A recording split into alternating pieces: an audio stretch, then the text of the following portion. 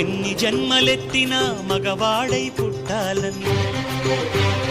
మీసాలే పెంచాలని, పొట్టిలాగు వయసు దాటి ప్యాంటు నేను తొడగాలని, పెళ్ళంటూ చేసుకుంటే నిన్నే నిన్నే నిన్నే నిన్నే